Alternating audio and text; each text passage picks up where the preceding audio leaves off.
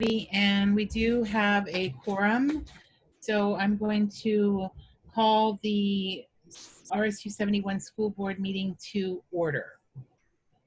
The first item on the agenda is 1.1, election of board chair and vice chair for 2020 through 2021. Charlie?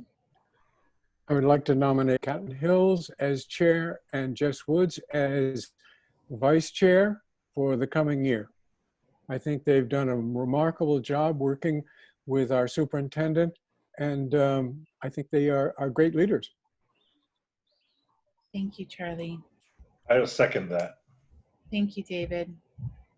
Catherine, did you have? I was just going to second it but David beat me to it. So Thank you. Is there any discussion on this matter? Okay. Sorry. So all those in favor, well, I'll have to do a roll call. David? Yes. Charlie? Yes. Catherine? yes. Steve? Yep. Jean? Yes. Scott?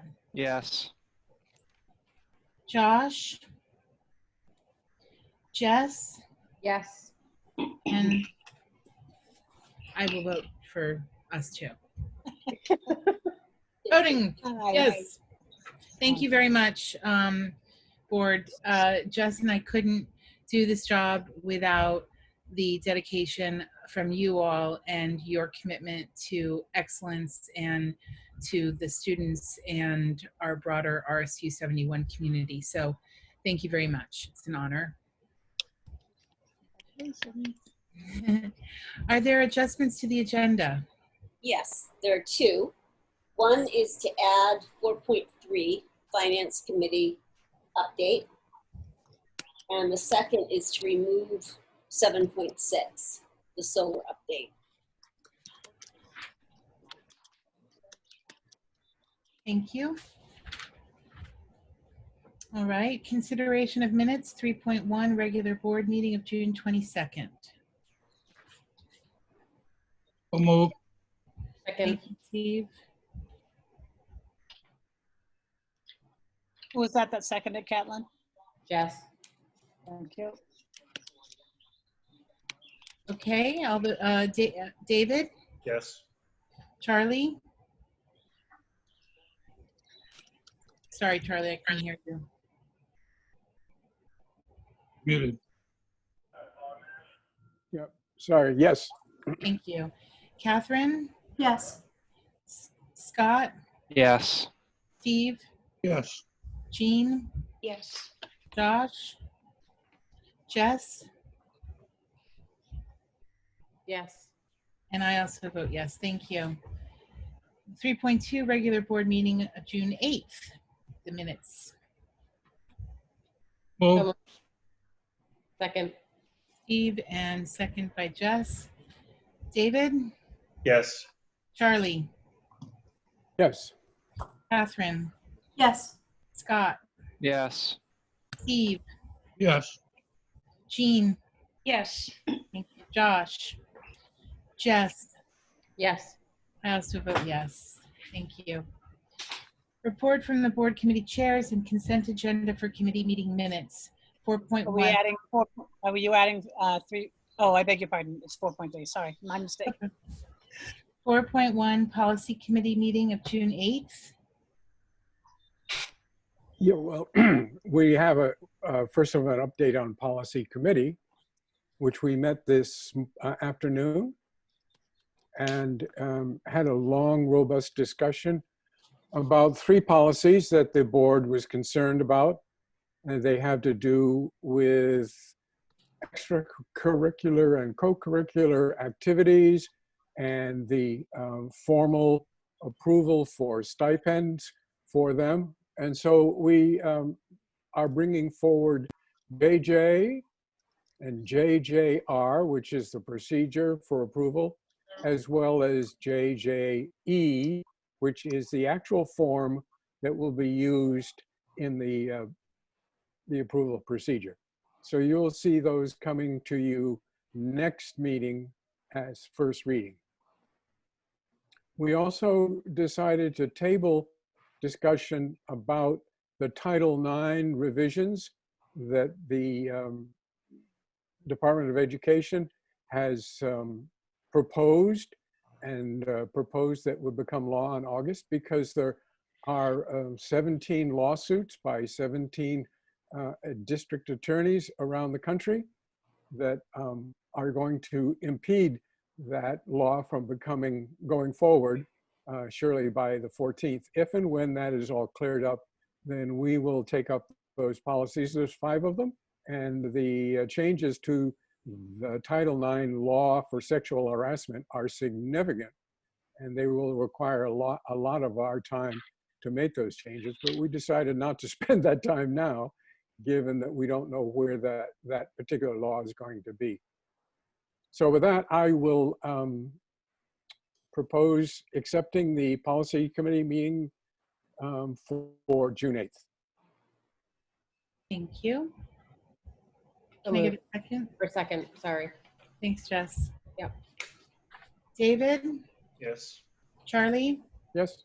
Catherine, Yes. thank you. Scott, Yes. Steve, yes, Jean, Yes. Josh, Jess, Yes. and I also approve. 4.2 Policy Committee meeting of June 29th. And I propose we accept those minutes as read. Thank you. Second. Thank you, Scott. David, Yes. Charlie, Yes? Catherine, Yes. Scott, Yes. Steve, yes, Jean, Yes. Jess, Yes. and I also vote yes. Now, 4.3 Finance Committee update.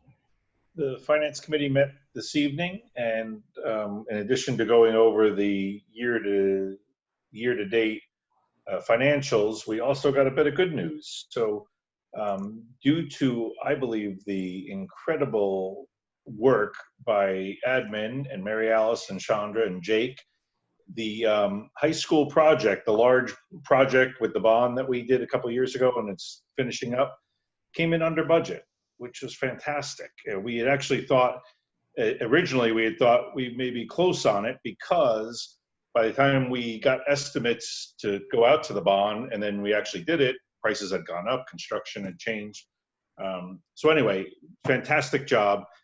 What's even better, in my opinion, is that we can also now use some of that money that we cannot return the money from the bond. So the amount left over cannot just go back to the bond. So it has to be used for certain things. One of those things can be the pool Dectron units and the panel at the high school, in addition to a couple other things at the high school. So the vote that the board had to take money from the capital improvement fund to do some of this work, we will not need to take that money from the capital improvement fund. We should be able to use it right out of the bond that has already been approved and we've already done. So what that will mean is that the capital improvement fund will stay the same.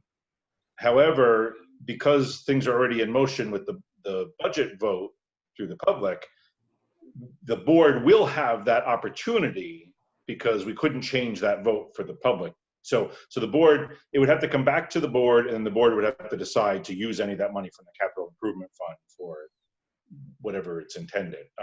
But as of right now, the plan would be for the capital improvement fund to stay the same, and for us to take care of a lot of the work right out of the already approved high school bond. So anybody have questions on that? Chandra would be the better one to answer if you do. But That's great. yeah, so good news. That's all I have. Thank you. Thank you. Okay. Now we are at the public participation section of the meeting. If there's any member of the public that is present that would like to speak to any matter of educational policy, please raise your hand. There's no members of the public.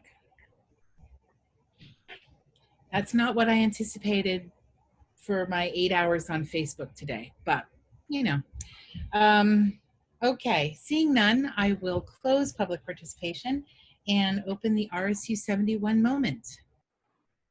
I just wanted to share that I've been doing some lifelong learning. I immersed in a Drummond Woodsum School Law Institute.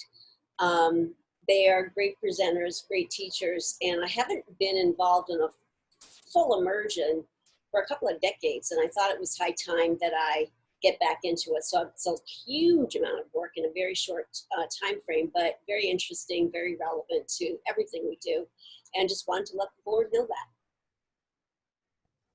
Thank you for doing that, Mary Alice. I know you've been spending a lot of hours. Okay, moving on. 7.1 ESEA application public input from Mrs. Miller. I think you're on mute. Yeah. Sorry. I know the birds were lovely, but the dogs were not. I shared with you, I think it should be in your packet. There is an NASA application information for public comment.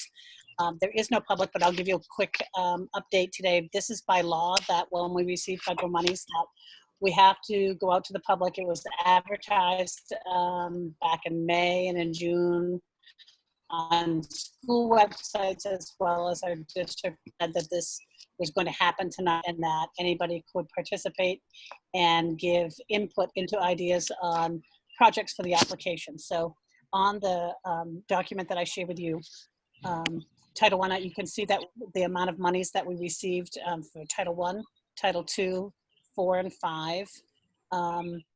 Let's see, I shared, again, this was just, this is also posted on the district webpage so for the public so they could see what the purpose of Title I allocations are, what Title II stands for, what we do with the monies from Title IV, as well as Title V. I also shared with you something that the administrative team, we have a committee, we wrote the comprehensive needs plan, which is again state mandated in 2018. It runs for 5 years, but every year I have to update it to show the progress that we're making, the things that, the goals that we've set, where we are as far as those goals. And that is available, it's revised, I shared the link with you, but it's also available on the curriculum and instruction work webpage so that you can find it there. But it's something that's updated, it's a public document that everybody can see. So I wanted you to know that was there. And then these are our proposed goals. Well, no, number 7 is the goals from last year. I wanted you to know where we were. Our first goal was that we were talking about improving teaching and learning practices across our district. And what principals have reported back to us is that 100% of our teachers, you can see the results, participated in the work that we did with Reading Leaders of Their Own Learning, and that was our early release Fridays that we did this. Superintendent and the administrative team planned and led district professional development for all staff, focused on creating classroom opportunities that allow students to be enlivened, empowered, and elevated, essentially allowing students to have voice and how they learn best in the classroom. And that, again, from teachers and from principals reporting that that was a positive experience. I can say in my work and my connections with many people across the state, there are very few districts that everyone in the whole district reads the same book and does a book project like this. It was something that Mary Alice had as a goal, and I think it went off effortlessly. It worked out well. I think that it put everybody on the same page so that we're using and talking the same language. So that was very successful. Another of our goals was that teachers participated in, began considering changes that they would make in their instructional practices. That happened throughout the year. K-12 students participated in goal setting and student-led conferences this year. And it was at a lot of different varying degrees, but it did happen district-wide this year. And again, celebrations of learning, that was our goal from the year before, but we continued it. And there were incredible things that were happening district-wide that the public was open to moms and dads as well as the public. Third grade classes that CAS had a wax museum. There was health and physical education presentations at the high school that were amazing by students. The fourth grade, if you went online, when we were out of school, teachers were sharing these amazing things. There was a whale slide presentation. There was a state fair at the Ames School with students live talking about their states that they had learned about. Weymouth, the K1 students continued to do all school shares. There's a science fair at the middle school, so great things happening. The second goal for last year, leadership teams would address trauma and emotional needs of students through restorative justice practices. And again, that went off K-5. We had training for all of our K-5 schools, and middle school and high school will begin this coming year, very successful.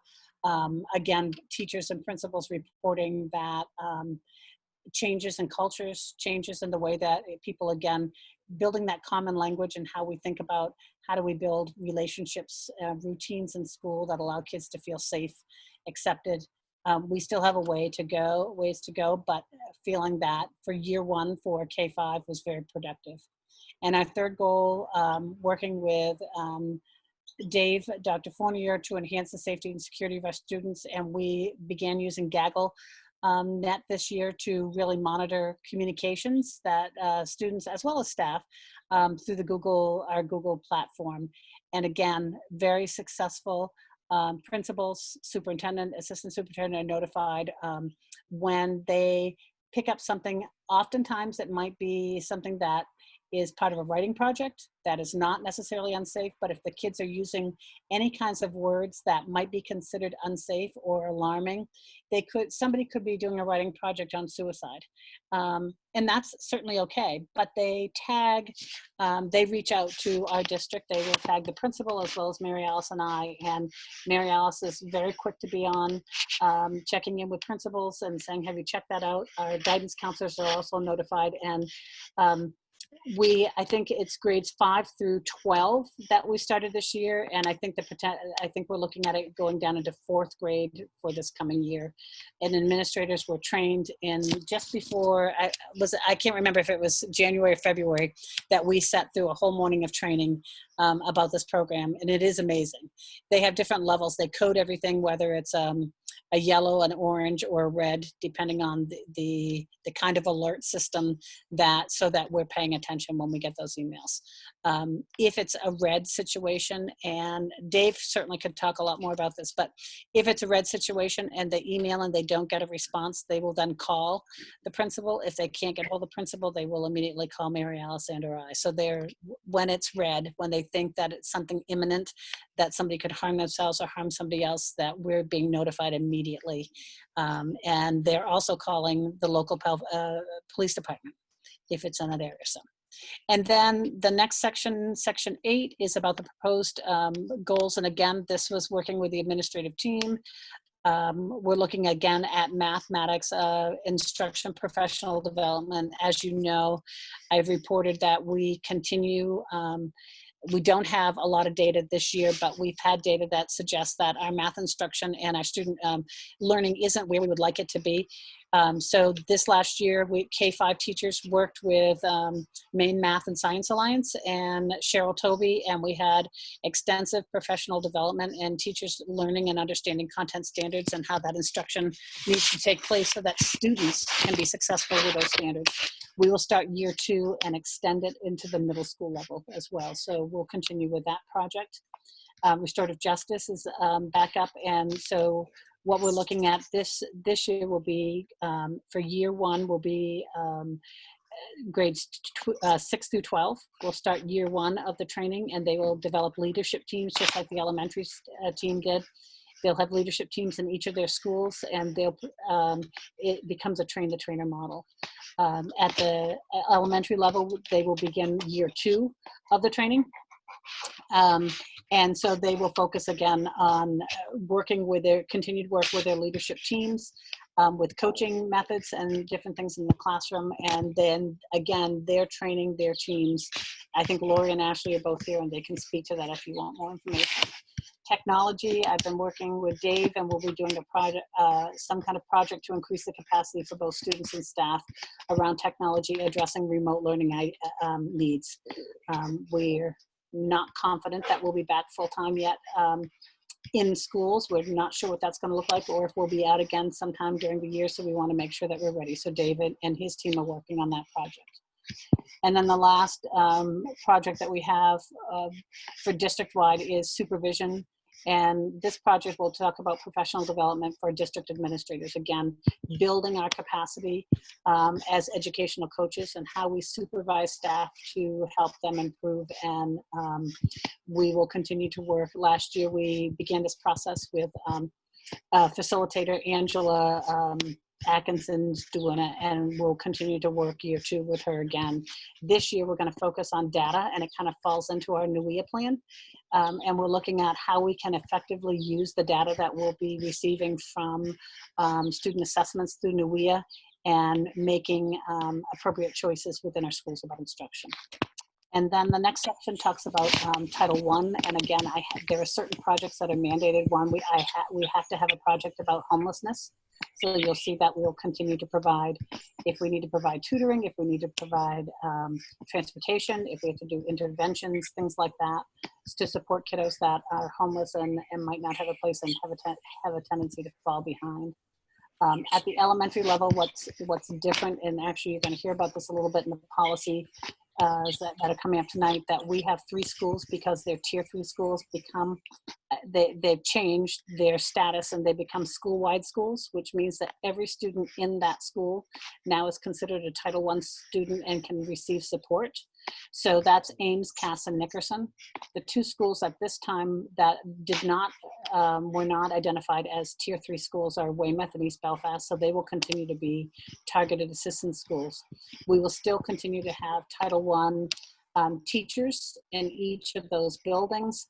At the school-wide schools, they become known as interventionists, because Title I has this an understanding or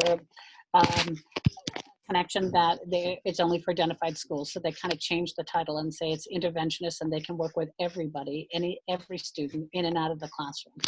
So that there's money from Title I that goes into that program. And then each school, again, the high school gave me the goals, and I apologize I didn't get those in today, but they'll be continuing from the goals that they had last year, and I can share, I'll pop those in and share those with you a bit later. But I've also listed the individual school goals that each principal has worked on with their leadership team based on their data this year, so you can see that. Questions? It's a lot of information. Sorry, I was just looking at the document. Yes, does anyone have any questions for Laura? I was just going to say the website's awesome. I just shared it in the chat that everybody would have it. Or The curriculum website? Yeah, the curriculum website. I've been working really hard on that. And again, but I want to give kudos, actually, Tracy Hayslip. You have to know that our tech team is amazing. And when I emailed Tracy and said, okay, I have 4 new curriculums that have been approved and I need to update, and I only do it once a year, so I need help. And so we Zoomed last Monday for a couple of hours and popped it up, and they're incredible. So I want to thank Tracy for that, as well as the rest of the tech team. So, thank you. Thank you. Mary Alice, did you have something? I just wanted to say kudos to Laura Miller. We are really blessed. We've said this before, and it can't be said too often that we're blessed to have Laura Miller as our curriculum director, by far and away the most effective I've ever worked with, and as assistant superintendent, also just top notch. We did a lot of work, and the teachers deserve a huge amount of credit, but really so does Laura. So just to say thank you. Thank you. Yes, thank you so much. So I'm sorry, I was looking at so we're now on 7.3 or we're on 7.2? 7.2. So that was the public input for ESSA that I have to do, so that I have to make sure it's in the minutes so that I can send that off to the state to verify that it was there. Yes. So now 7.2 curriculum review cycle, 2018 to 2023. And again, I shared with you a document today online. I apologize I didn't get it to you earlier, but it was just for me to clarify all the things that have been happening as far as curriculum. But I know in your packet you were shared with a 5-year overview so that you could see what was going on, but I wanted you to be aware, again, where we are. This year you approved mathematics, music, library, and the science curriculum, K-12, except for library, which is K-8. We are now in the reviewing and revising cycle of, we've gone through all of the curricula for RSU 71. We have made it K-12 instead of separate islands. It's all connected that way. And now we're in that reviewing and revising of those initial documents so that you'll see in the next year. So next year's planned ELA curriculum, visual and theater arts curriculum, and the unified arts, which is 6 through 12. So that's what we'll be working on next year. What else are things that Mary Alice and I are working on? We've had the wellness committee meets regularly, usually once a month. This year, part of our purpose was to identify goals. If you go back and read the wellness policy and what it asked the wellness committee to do, it says that we should be establishing goals and then reporting into you. And I did report, I think, to you earlier this fall and let you know. So the focus had been identified. We did a survey that went out to staff, and even before COVID, and we knew what was going on, but internet safety was something that they wanted all students to be aware of, mental health and self-regulation, and tobacco education. And I think I've shared a lot of tobacco education things with you. And I suspect because we haven't met this spring at all, that we will come back together and use those same goals. So stay tuned for that. Professional development, just a couple quick things. I shared in the last section, leaders of their own learning. Mary Alice and I are looking at what that might be for professional development for the coming year. We have, Mary Alice has chosen a book for administration, and it's called Onward, and it's by Elena, I'm gonna lose her last name now, Aguila. And so that's something that the administrative team is reading together and talking about this summer. There was civil rights training for all of our K-5 educators and all of our administrative team, and Mary Alice is working, and we're not sure about the civil rights office right now because of the COVID, if they can get in, but we had hoped to get in sometime early in August, late in August or early September, but stay tuned, but that's coming up. Again, mathematics instruction, our K-5 teachers have been working with Cheryl Toby. She's amazing. She's a very gifted and knowledgeable person about mathematics, and I'm learning so much from her as well. And I think the feedback from our K-5 teachers has been amazing. We've also invited, special ed and ed techs that join us for any of those conversations and workshops. And I think, again, it's helping to move us along as we learn more about what good mathematics, understanding what the standards mean and what those instructional practices that go with that. We again worked with Kelly Bailey this year. This is on our social emotional education. I think most of you know that Kelly was named, hired and now works as the social emotional educator for the Department of Education. But she finished out her year with us trying to balance both of those when she started in January. And this last year has been less in the classroom and more just working with teachers. She had a leadership team and it was open to everybody. And she ended up the last 3 months doing online a course. They were mini courses, again, about social emotional education. And we had between 15 and 20 teachers, staff members that were participating in those. We participated in NUIA online training this spring. All our K-5, K-12 teachers, even though we're not doing NUIA right now in K and 1, we ask those teachers because our hope is that we will pull them along in the years to come. And then Chandra worked really, really hard on frontline education, which is, they have professional development modules. And so all of our mandatory training now was based on their role. So if you're, whether you're a custodian, whether you're a nurse, whether you're a kitchen helper, teacher, ed tech, there are all kinds of training modules that people participated in. And I don't know if Chandra wants to jump in. I think that we heard that they were pretty well received. So, and most people had, I would think, Chandra, is it fair to say 6 to 8 modules, depending on their Yeah, it was anywhere from 4, and those that were 4 actually had two levels within them. So, you know, I would count those as 6. There you go. So that's been very helpful, and we'll continue to use that, especially for our new teachers that are coming into the district. Again, I think it's really helpful. There's suicide prevention, there's how to use a fire extinguisher. I mean, there's just so many different modules, and they can last from 10 to 15 minutes to sometimes 20 or 30 minutes. But I did a number of them just to see what they were about, and they're very interesting. So I think Diversity training in there, which was everybody found to be really, really interesting. I had a lot of feedback on that one. So yeah, I mean, it's been exciting, and it's free.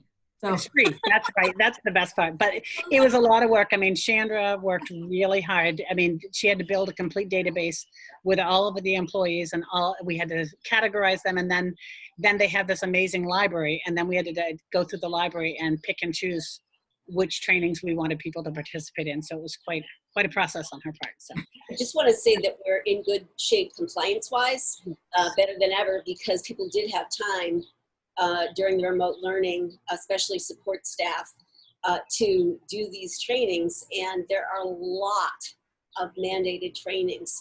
And I've always been worried about the extent to which we're getting them all done. So this has really solved a big problem and made it fun, made it easy, made it accessible, and it's free. Laura, is the civil rights training that you mentioned, yes, are we required to use the state civil rights department, or okay? We're not, but I think they're free. Is that true, Mary Alice? I think that they were free. Yes, I am trying to find additional sources, because we did complete the training with K-5 staff and all the administrative team members, but we really were eager to do the middle school and the high school in August, and Brandon had said he'd be happy to do that, but now has let me know that it's the kind of training that really needs to be done in person, and they don't feel safe doing it in person. So I've asked him to help me identify additional sources or other people that could do the training, but we haven't found anybody yet, but we're working on it. Thank you. I think, though, that if that's the position of the civil rights department in the state of Maine, that's ridiculous. I mean, this is the reality currently that we're in. I'm hoping it will change quickly, but are they just not working because they can't do it in person? My frustration is leveled at them, certainly not at you. Jess? I just have a question about the curriculum review cycle. Yes. So I happen to be on the standards review and rewriting committee for the career and education. Why can't I think of the name of it? The career and life ready goals this fall. And so those went through and I believe were approved. So I'm just wondering, how do you also take that into account with your cycle, like with the state of Maine reviewing and changing standards? I think that our library has pulled in a lot of those, and because Kristen and Sarah at the middle school and the elementary, and Cindy Bogan as well, have become very familiar with that, and they try to pull in as much. The other piece that when I've cross-checked those, our guidance also pulls in some of those pieces. So between guidance, library, and classroom teachers. Yeah, it's like nobody's job. I kept saying that during the review, but in general, all of these standards are reviewed on their own cycle. And then you have to, it's a lot of cycles. Yes. Yeah. And they don't fit in right as a separate curriculum. They really do need to be embedded in lots of different places. And that's what we've tried to do. So we're paying attention. Yeah. Awesome. Thank you. Thank you, Laura. You're welcome. Are there any other questions? Thank you so much for that report. 7.3, policies for adoption. This is the second reading. Charlie, I'm going to let you take over this if you would.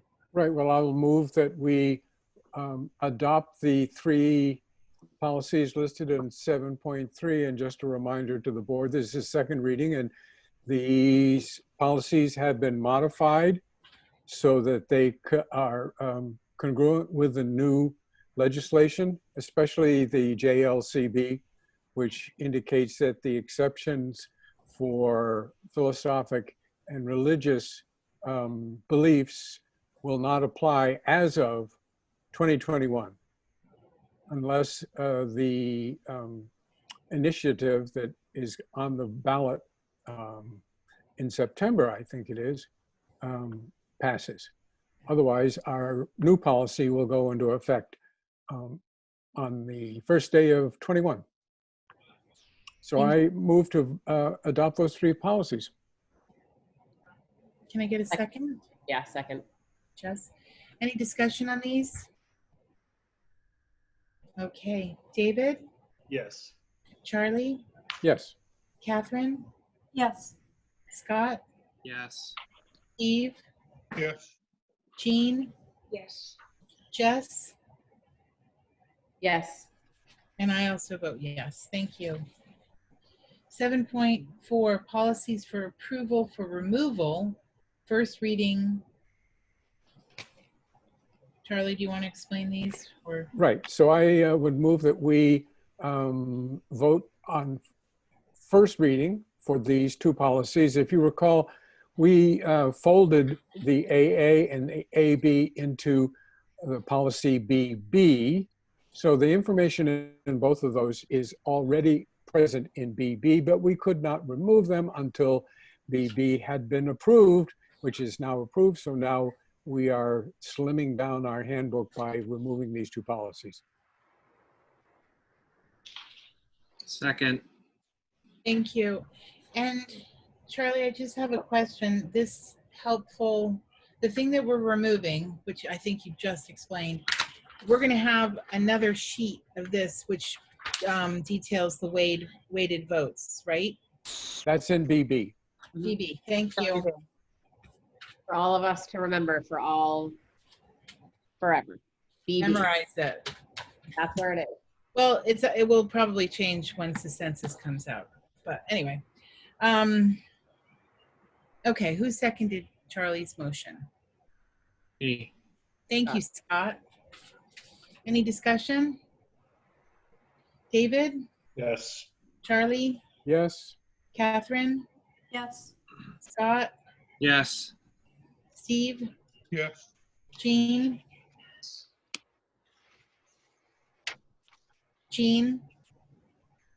Yes. thank you. Jess, Yes. I also vote yes. 7.5, policies for approval to adopt first reading. I move that we adopt these two policies for first reading.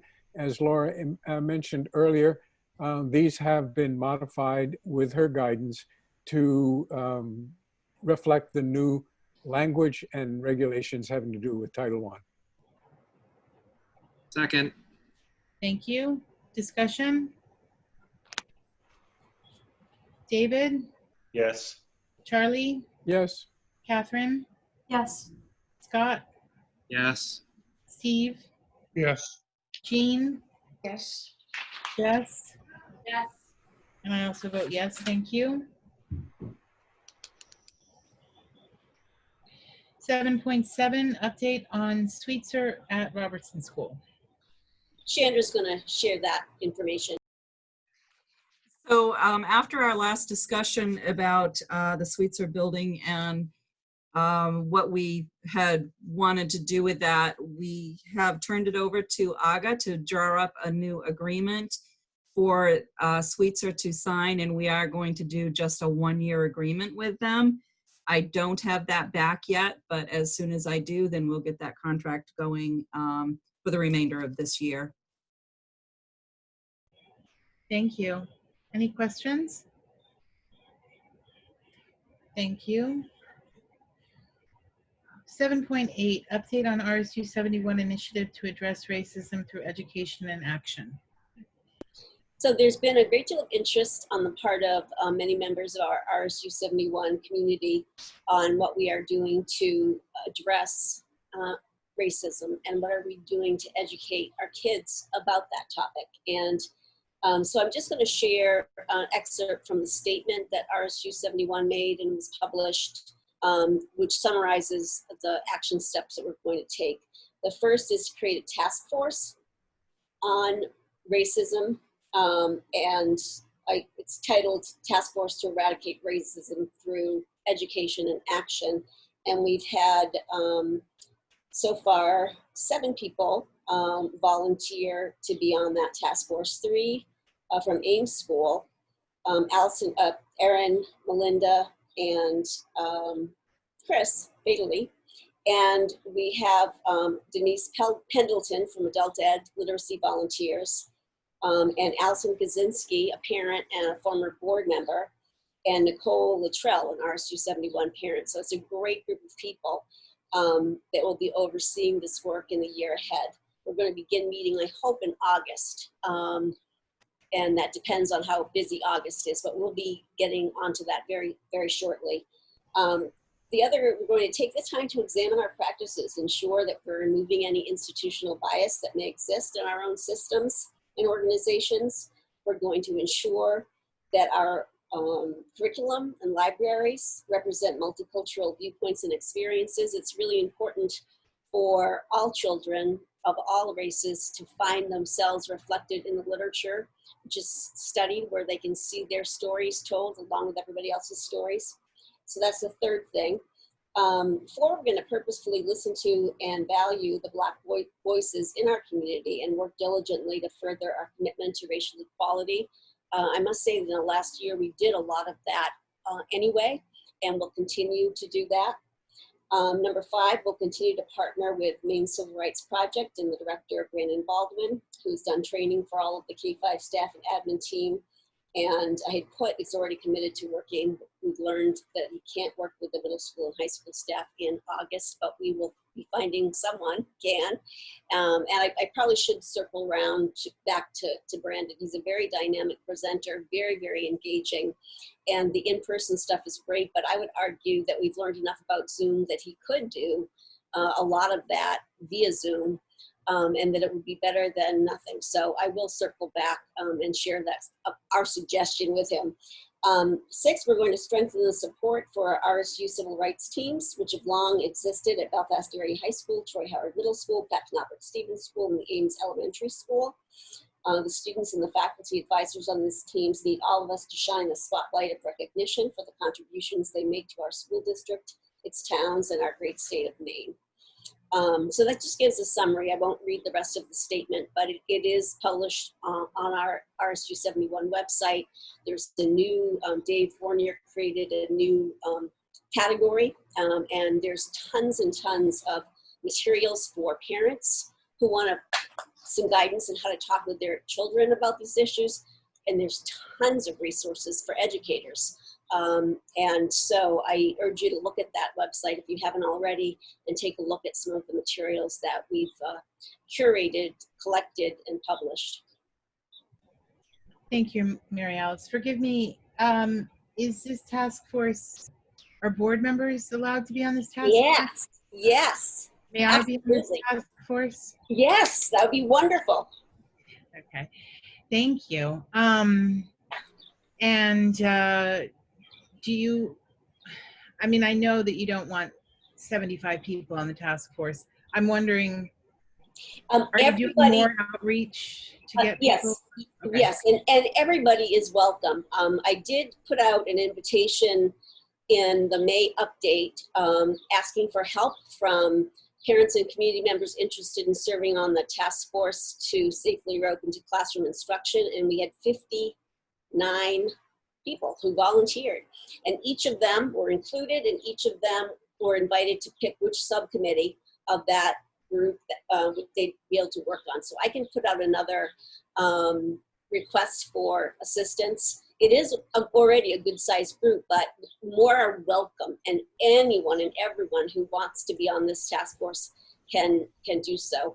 I know that I've heard from some people who are on the task force who said they wanted to serve in this capacity, that they had some ideas of people that they wanted to reach out and invite. So that's the other thing is if the board or anyone in the community knows somebody that would really have a lot to contribute to this task force, by all means, feel free to invite them or let me know about it. I will reach out to these individuals and say, we'd love to have your participation if you're able and willing. Thank you. Does anyone have any questions for the superintendent on this matter? Thank you very much.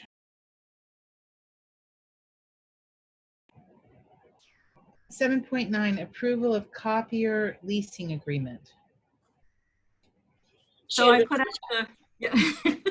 so I put out a call for proposals from several banks, and we heard back from two, Gorham Savings Bank and Androscoggin Bank, to do our leasing for our new computers, copiers, for a 4-year agreement. And Gorham Leasing came in at 2.05%, and Androscoggin Bank came in at 2.25. So it wasn't a huge difference, but we will be going with Gorham Savings on that. And so I do need a vote from the board to approve the financing for this, please.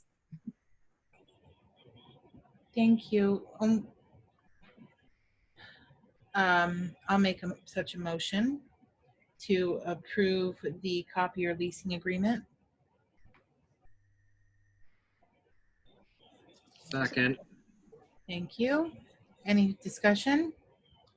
Chandra, is this just for the financing or is this for the copier agreement? It's for the financing, Okay. just the financing. So did I say, I said approval of copier leasing agreement. So that's incorrect? No, that's correct. That's correct. Yeah. Okay, and Scott seconded it. Okay. Any further questions? David? Yes. Charlie? Yes. Catherine? Yes. Scott? Yes. Steve? Yes. Jean? Yes.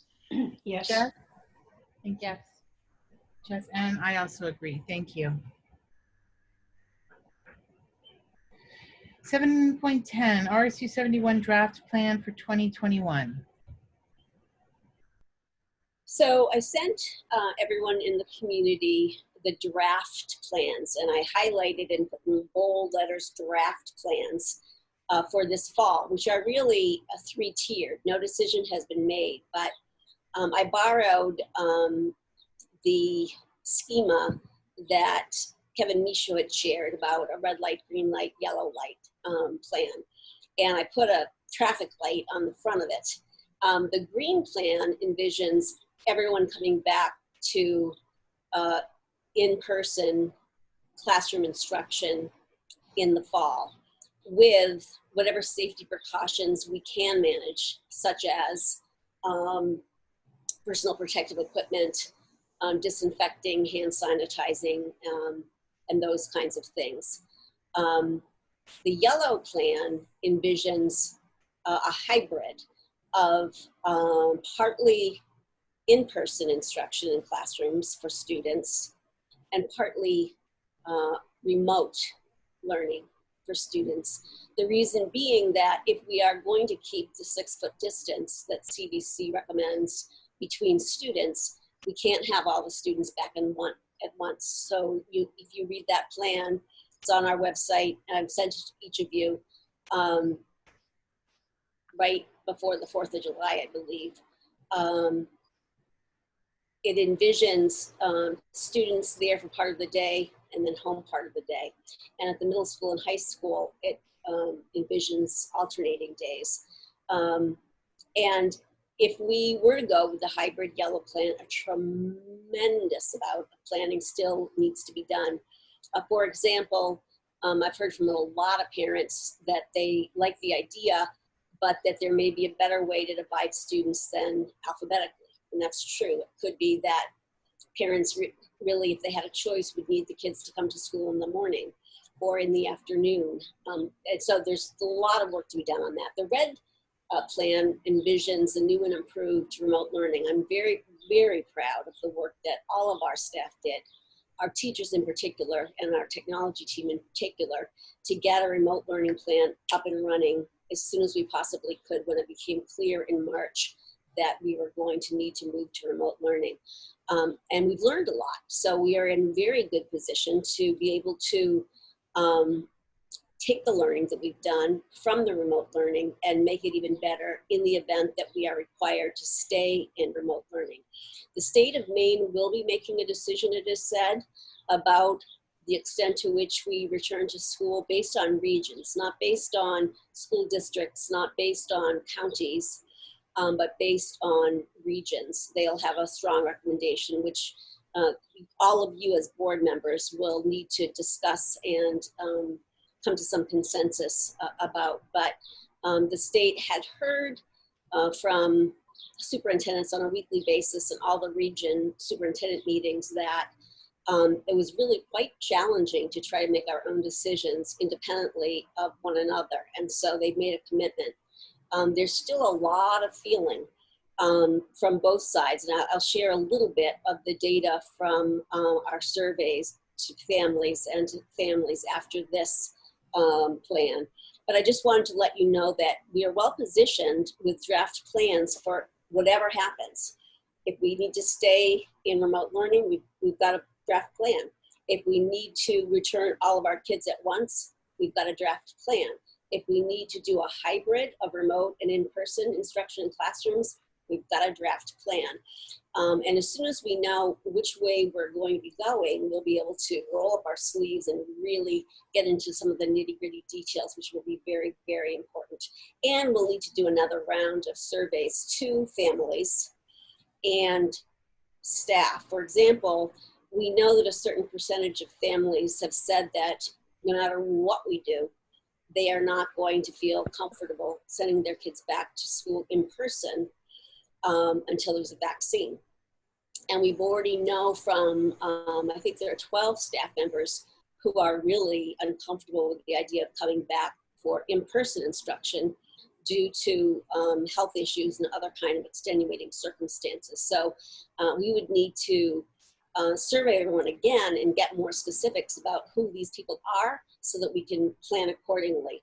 And the hope would be to figure out how to marry or how to partner those teachers that really need to teach remotely with those students who really need to learn remotely to get the job done. So huge amount of work still to be done, but we're in really good shape. And I want to thank, I won't name all of them, but you can see them if you go into the plan, the 58 people who ended up participating on the task force. We met for hours and hours and hours in June, once a week for 2 hours. And then there were subcommittee meetings of all of the different committees before the next week's meeting. So a lot was done very quickly. The administrative team worked tirelessly. Every administrator was on the task force, and they really worked to fill in some of the details that other people wouldn't be well positioned to understand or be able to answer or address. So I'm happy to talk about the plan or answer questions about the plan.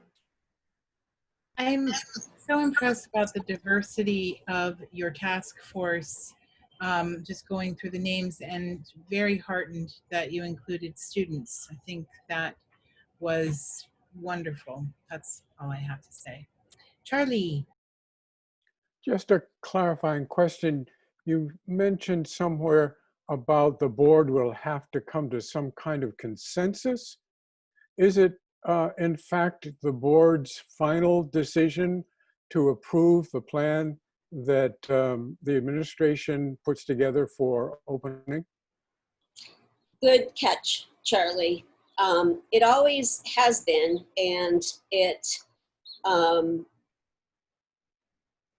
is now going to be a state decision. So thank you for that correction, Charlie. You're right that the state has said that they will make a decision based on each region about whether we can return kids to school in class instruction, or whether we are encouraged to do a hybrid model, or whether we are we're going to need to stay in remote based on their recommendations for our region.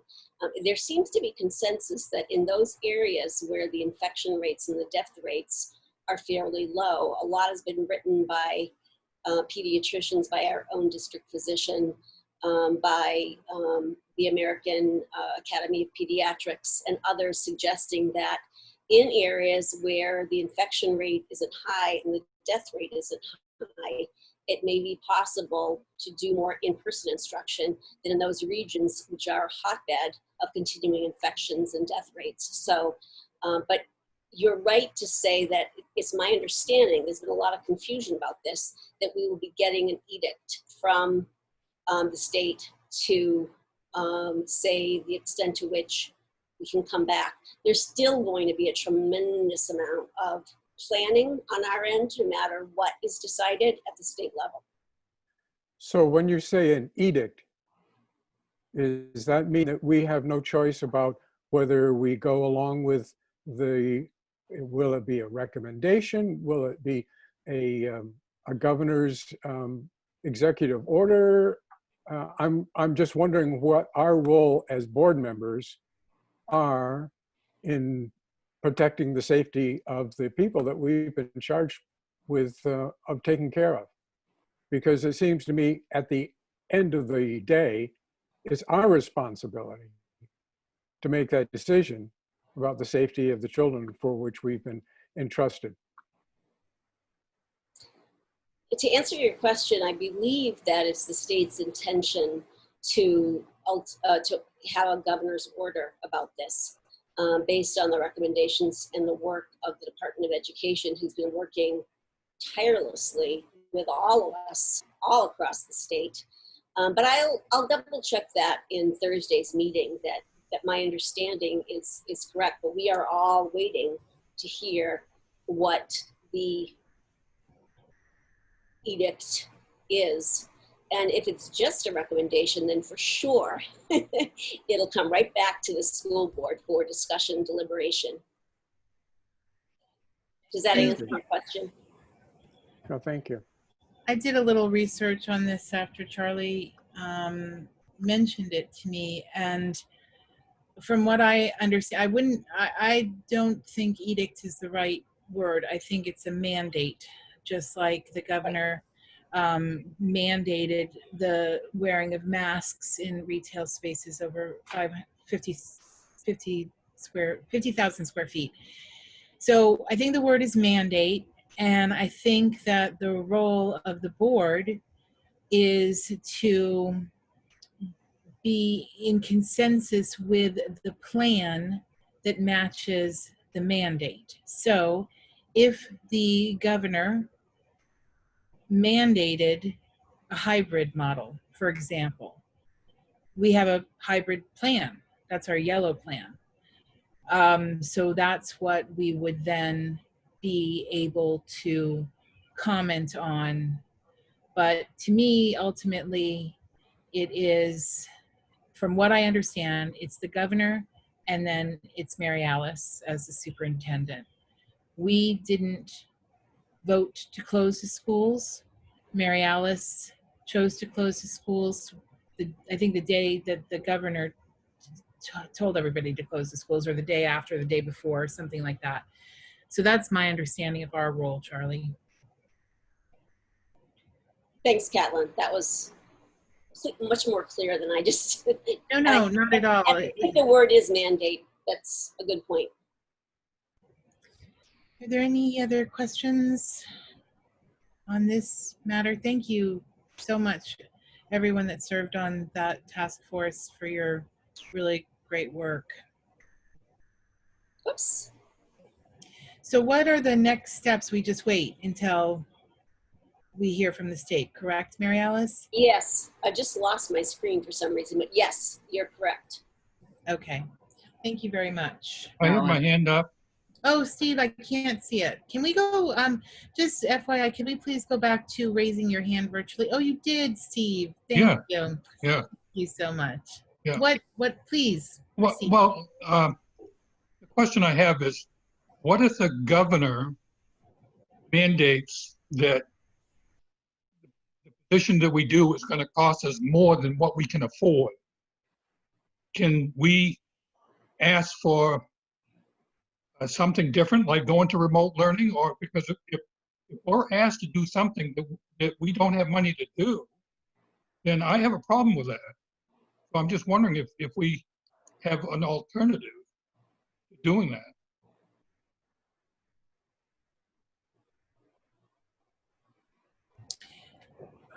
I'm not sure I understand the question. I mean, remote learning wouldn't be more expensive than in No, person. I'm not saying that. If we were doing like even the hybrid, Mhm. and with all the mandates that the governor puts down, is too expensive for us to be able to pay for without additional help, can we decide a chance to maybe go to remote learning where we can actually afford to do it? Mary Alice? We do have the CARES Act money. Laura and Chandra and I worked hard on this and then got the input from the administrative team, which had gotten input from kids about what to do with the substantial sum of money that's coming to us.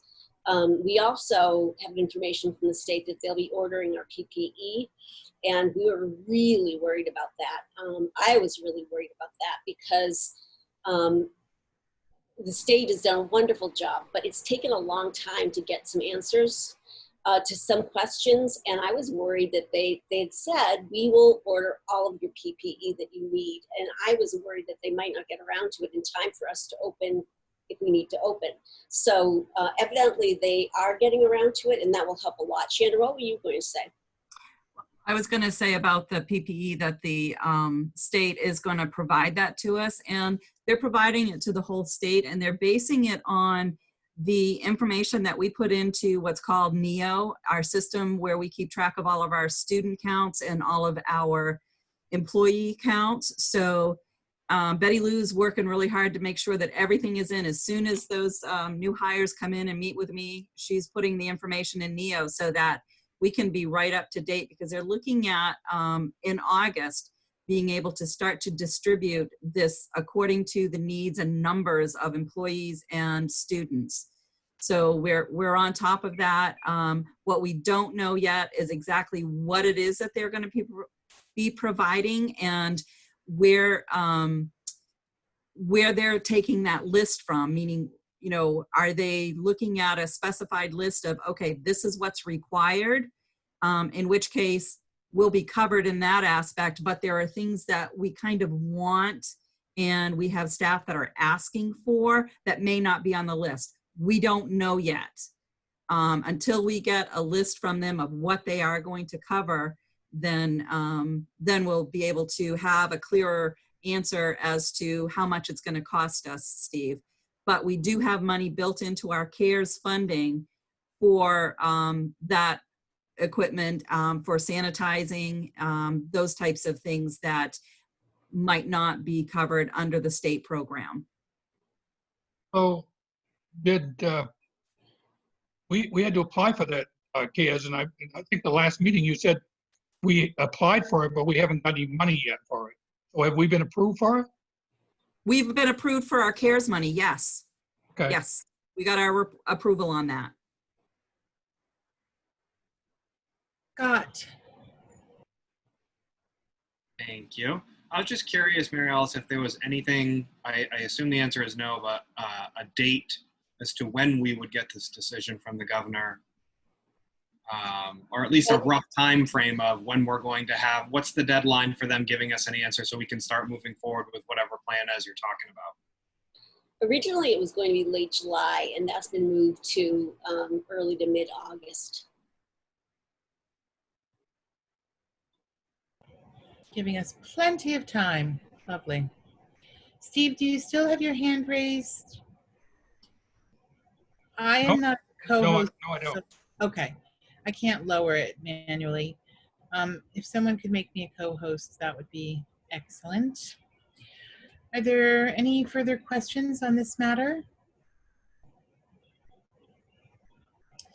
Mary Alice, could you please remind us of how you communicated this plan to our stakeholders? Yes, we did a robo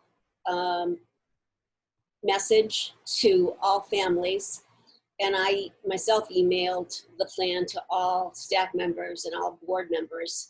It is also posted on our RSU 71 website in a couple of different places.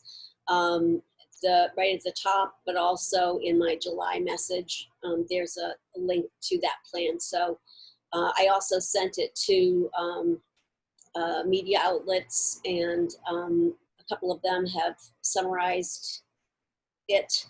So I think, oh, and Jess got it on our Friends of RSU Facebook page. So Dave and Jess and I have all sent it to quite a variety of people.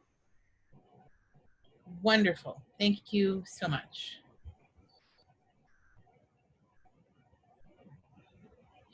Okay, 7-11, results of family and staff survey. Okay, I'm always nervous to try to share my screen, but I'm going to try to share my screen so you can actually see the darn thing. Here we go.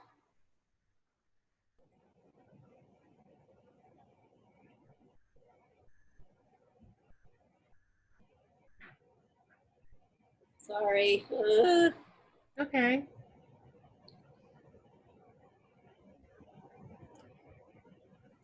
Okay. Can everybody see it now? I No. can't. No? Oh, no. No. Oh, shoot. Laura, could you try to help me with this? I'm really bad at screen sharing, and Laura's really good at it. You're on mute, Laura. Do you want me to give you directions, or do you want me to screen share and you I'd can love talk? it. I'd love it if you could screen share. Here I go. Foiled. Now I gotta guess this back again. Thank you, Laura.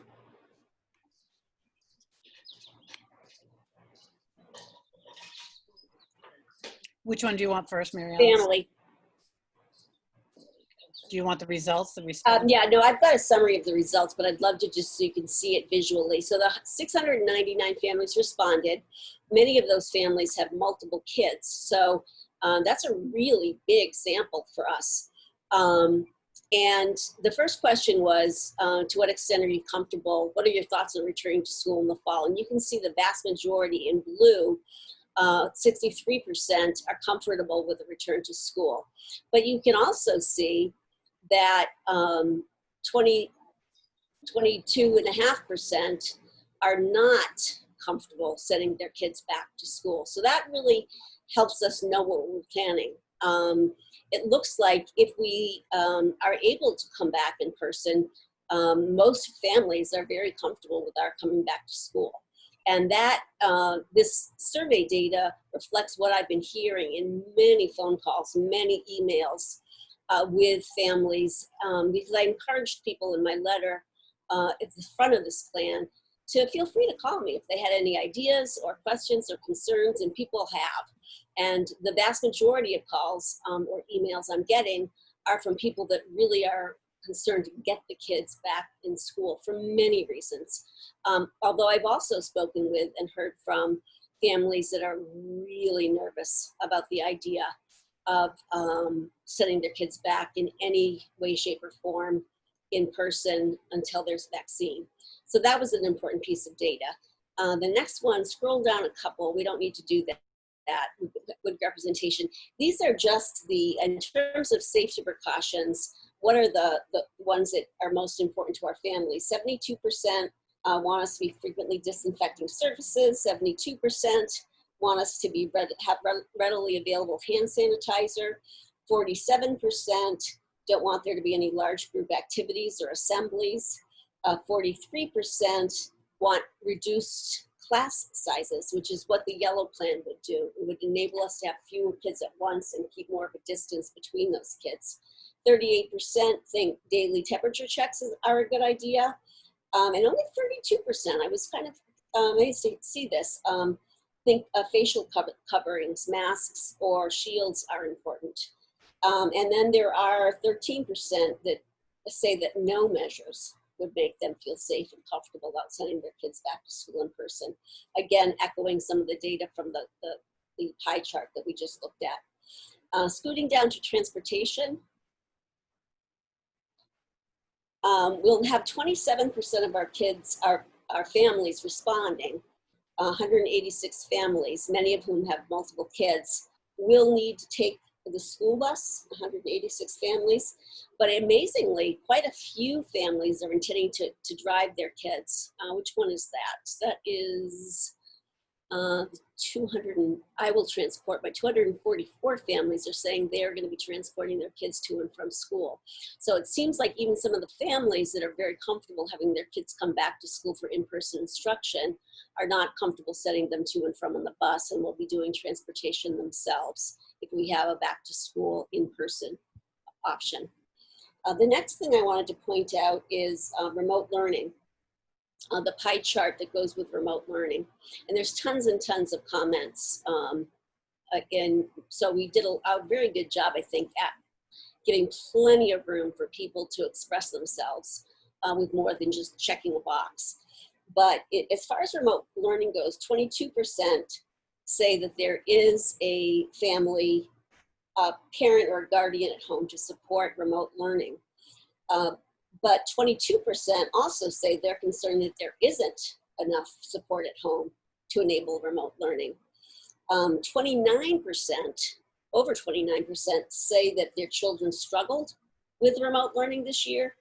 And only 15% said that their kids engaged independently and successfully with remote learning with minimal oversight from parents. So that's a very interesting graphic, and it does echo what we've heard from the students themselves in many ways. The last thing I thought we'd look at is food service. 73.2% say that if we're in remote learning, they would not be relying on the schools to provide food, which didn't exactly jibe with the number of mornings I showed up at 5:30 in the morning to make, to repair grab-and-go meals. But it does seem that at least 10% would rely on meals, and almost 16% might need to rely on meals if we our Happy Meals program, if we have to stay in remote learning. So that's interesting data. And those were all the highlights that I pulled out of the family survey, which I'm very proud to say I did do all by myself on using Google Forms. It was the first survey. I'm so, Laura does a great job with that, and we have her do that a lot, but I did give it a try myself, and we got a good response, so that was good. You've drunk from the Kool-Aid, Mary Alice, with the Google Forms. I can't believe it. I did Google Forms. I still haven't learned how to share them on a screen in Zoom meeting very well, but anyway. One step at a time. Lori Smale put together the staff survey with the help of the governance subcommittee of the task force, and Jess Woods served on that subcommittee of the task force for the board. And that is, let's see what I wanted to pull out of that one. Tons and tons and tons and tons of comments. But to summarize, it seems like 67% of the staff are either comfortable or very comfortable with the idea of returning to classroom instruction. So I think we can keep on going down. There, that's that brown one. So go up one more. Yeah, that way. You can see that 4 is very comfortable, 3 is comfortable enough. So when you add those two together, you get 67% of the staff saying they're comfortable. But then there's quite a few people that are not so comfortable. 25 staff members representing 22% of the 113 respondents. And then there's 12 individuals who feel very uncomfortable. And there are likely very, very good reasons about that. In a graph that I sort of skipped over, it shared to what extent are your own kids being at home a factor. That's a factor for a lot of staff members who have little ones, and they're trying to be a full-time teacher, but also a full-time teacher of their children in remote learning. And that's a real strain. There are a number of staff members that are either my age, i.e. older, or have some underlying health issues that they're extremely worried about. So there's some very, very good reasons why some of our staff members are not gung-ho to get right back into in-person instruction, and there are good reasons for those. The other stat graph, I wanted to look at the graph on student participation rates in remote learning. I think we need to keep on going for that. Let's see, keep on going, keep on going. It's a big Mary old. Alice, while you're yeah, looking for that, are you able to share with the board this the whole thing. results? Sure. Yes, I can. Thank you. Yep. I would I'll like share. to see it. Sure, I'll see that. To share it with you, I have to make you an editor. So the only thing I would ask is please don't go in and fiddle around with any of the data or change any of the questions or any of the numbers. Well, see, that's the problem with Google Docs. Yeah. No, but you can actually solve that. You can just make a copy and then I would not Okay. be able to edit it. All right. All right. Yes, I'll share the whole kit and caboodle with you. I think it's right underneath. I think it was right underneath the one we were looking Yeah, at. keep on going, scrolling down, Laura. So Sorry. like, go back. No, sorry. Is it a pie chart? It's a pie chart. Yeah. So go back to the one that we were looking at when. Yeah, here it is. Oh yeah, here it is. Yep, that's it. So you can see that 47%, that big blue area, say that fewer than 50% of their kids participated. That's a concern. Mm-hmm. That's a big concern. You can see that 26%, about the red one, say that between 50 and 75% of their kids participated in remote learning. And only orange, yellow chart, 12%, 12.5%, say that 75 to 90% of their students participated. So that's a lot of kids that weren't meaningfully participating. And that was reflected in staff comments, which you'll see if you scroll down through them. They're worried about accountability, about students who chose not to really participate and whose parents either couldn't or didn't get them to participate. So staff comments are important. I pulled out just some of the biggies from the concerns about remote learning, distractions at home for staff, distractions at home, dogs barking, interrupting their lesson with the kids, their own children interrupting their lessons with the kids. And a lot of our staff members don't have that very reliable internet access. And so they might get dropped in a Zoom meeting, or they might have trouble getting online. And so those are some of the common distractions. A lot of staff are concerned about the challenges of being an effective teacher versus being an effective parent while everybody was in remote learning. A lot of concerns about the kind of difficulties for students. Teachers are used to providing some one-on-one help with the students, which was hard. Teachers are used to reading the body language of students to discern the extent of their engagement, and that was hard. Setting up discussions about challenging content. One teacher used an example of wanting to teach James Baldwin, but hesitating to do that given the controversial nature of some of his comments about lynching and other things in history. Without being able to provide context, they were hesitant to go there in remote learning.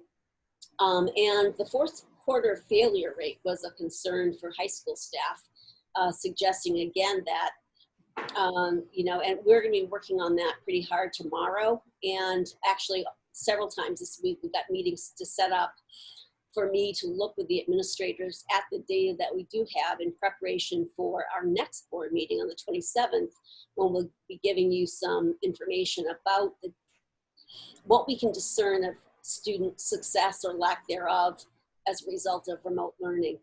Lots of good things they also gave voice to, though, in this survey. Quite a few, I think there was at least a half a dozen, said that communication with families during remote learning was better than it ever had been before. They had a lot of feedback to and from conversations, emails, and communication with families in a way that was extremely satisfying for some. Many staff said that even though it was a steep learning curve, in terms of greater use of instructional technology, they have a new familiarity and a comfort level in ways that they think will enhance their classroom teaching when we do come back to in-person instruction. So they learned a lot, and they appreciated what they learned. Several staff said they felt really well supported by the district's technology team and appreciated them. And some also felt well supported by administrators. So that was nice to hear, because I think we did really try to be there for people. So those are some of the highlights of the staff survey, and I'll send you the whole kit and caboodle once I figure out how to make a copy. Thank you, Laura. Thank you, Mary Alice. Thank you for gathering all that important data. Just a quick question. When you mentioned failure rate for the fourth quarter, were grades sent out for 9 through 12? Yes. Were grades sent out through 6 through 8? No, Why? because we had very different expectations, K-8 and 9 through 12. That was, I can send you the document where it explains, I forget what we called it, but it had 3 tiers of information. And the high school chose to do what many high schools in the state did, but many people were recommending against, which is to continue to try to grade students, arguing that doing so would keep kids engaged, their head in the game, and participating. Some high schools went with pass-fail or let the kids choose between getting graded and a pass-fail. We opted to grade students. I sent you all a Marshall memo that had a good article on that. Actually, 2 of the gurus, assessment gurus that I particularly enjoy, suggesting that doing grades is not a bad idea. It's one leverage point that you have with kids. But I am very eager tomorrow to hop into the conversation with Jason Tozier, which is put together, I haven't seen it all yet, but put together some summary data about the grade point average and how affected it was by remote learning. And I've also asked Jason and Jeff and Colden and now Matt to take a close look at the report cards as well. And we'll have that data in time for the 27th to give to people. Okay, well, and I would just comment that while there are, I understand, different expectations for 9 through 12 and 6 through 8, by not holding 6 through 8s accountable, I think it sets a very bad precedent for them moving forward to 9 through 12. If, you know, depending upon how long this lasts. Jess, I see your hand. Okay, Jess, go. Just, I guess, an observation. I'm looking forward to the conversation about the grades. I'm interested in seeing whether or not the data validates or invalidates my own assessment of what I think happened this spring. I just do want to point out, when we're looking at these survey results, I think there are a group of our parents that don't have the ability to fill out an online survey. And so, you know, Mary Alice, when you said that you were surprised in the difference of respondents who indicated that they would be relying on food, I have a feeling, and this is just from my years as a school counselor, but many of the parents we didn't hear from are the very parents who would be in need of that food support. We know the technology issue. We know there's a literacy issue. So we're asking parents to fill out an online survey, just so we remember that. And I also think that we did not mail out report cards at the high school. They're posted on Infinite Campus as a 2021 or whatever, 1920, whatever year it is, end of year report card, which is not atypical. We usually also mail them. It's understandable why we didn't. But again, the parents who know how to navigate Infinite Campus, have access to the internet, and have access to a printer, received their child's final grades. The one from the middle school is almost impossible to read. It's not a report card. The report card is blank and it's just on the grades tab. So I do think that it's great that we are embracing technology and we're being forced to embrace technology in the classroom, but we also have to remember that we are in rural Waldo County. And we have to figure out a way to know what families need a mailing when we send out something electronically. Excellent point, Jess and Catlin. I know that a lot of that was a big theme with middle school teachers in conversations with Bruce and Alta in their faculty meetings, fabulous faculty meetings at every single school. But teachers were also, and you'll see this when you look at the comments in the staff survey, were frustrated by the lack of accountability and inability to connect with kids. And I think the middle school had quite a lot of discussion about whether how we should do it differently, so as not to punish those kids who, for no fault of their own, can't really get on board without taking away one of the best tools to encourage student participation, i.e. grades and reporting. So.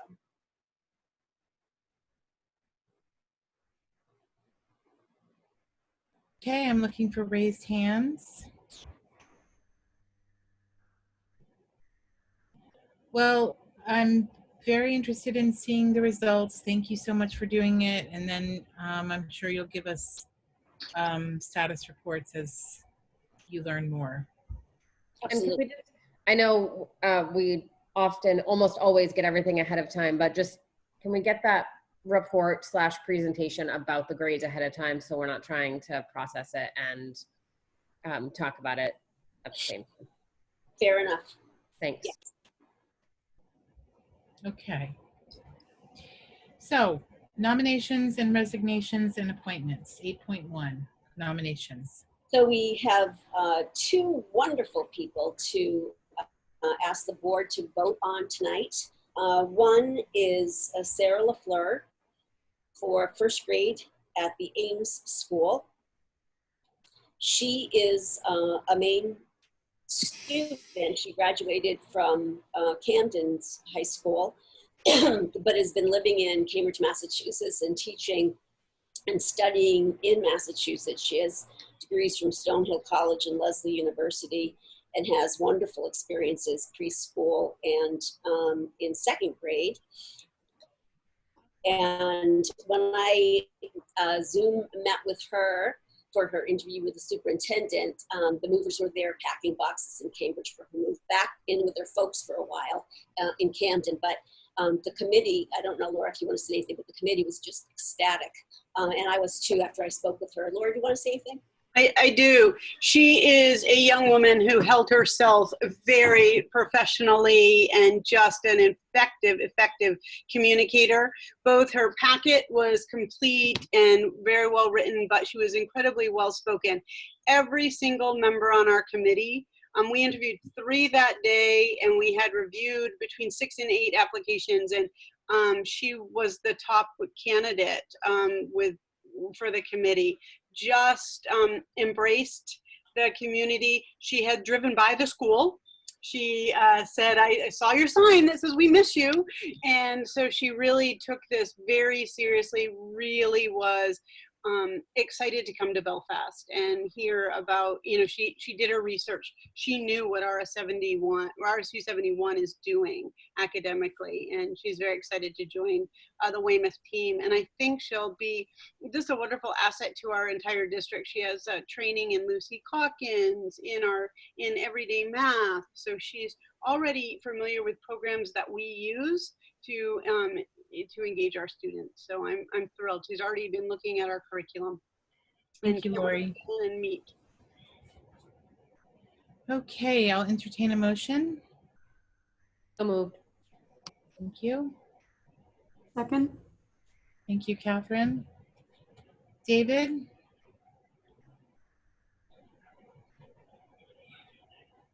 Yes. Thank you. Charlie? Yes. Thank you. Catherine? Yes. Thank you. Scott? Yes. Thank you. Steve? Yes. Thank you. Jean? Yes. Thank you. Jess? Yes. Thank you. I also vote yes. Thank you very much. 8.2 resignations. We've got one more nomination. Jeffrey.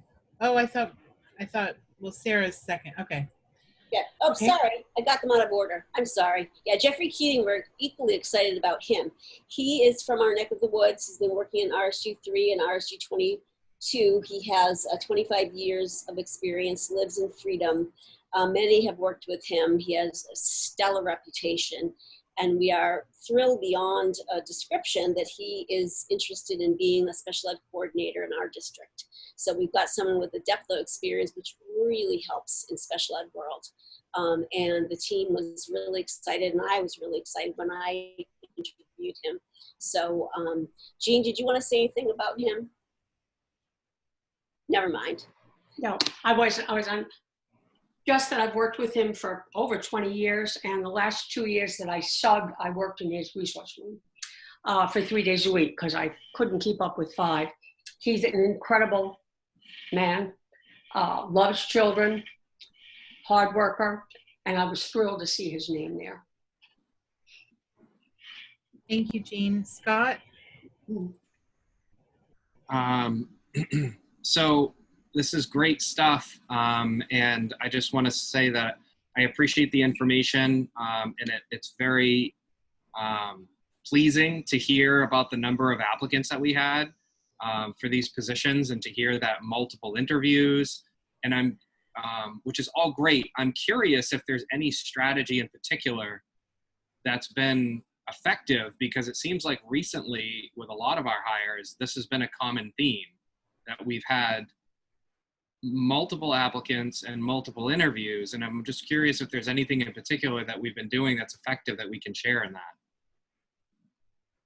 Yes, Mary Alice. It's speculative, but my sense is that there is a sense on the part of staff, educators at the front line, but also support staff, that RSU 71 is an exciting and supportive place to work. I would like to think that has something to do with the fact that, you know, the school board has very much supported professional development and training for staff.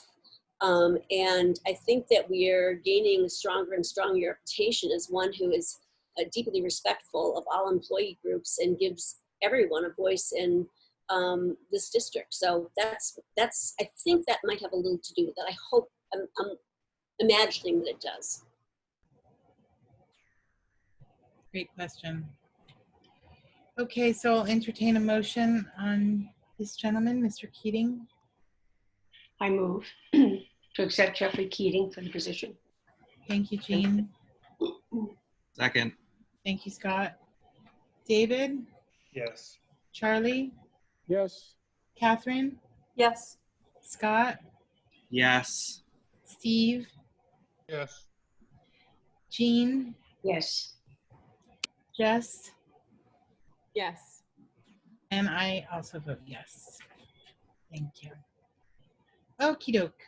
8.2 resignations. Paula Tarr, we're losing. She's so wonderful. And I'm happy for her, but sad for us. And Julie Chimay.